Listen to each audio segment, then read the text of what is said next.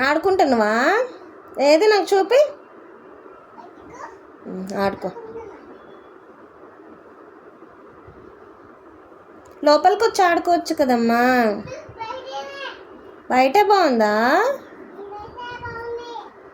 ఎందుకు బయట గాలి రావట్లే కదా? చెమట్లు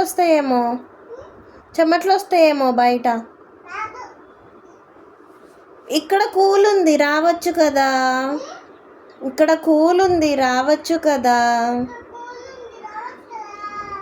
నువ్వు రావచ్చు కదా లోపలికి. నేను బయటికి రాను, నువ్వే రావాలి లోపలికి.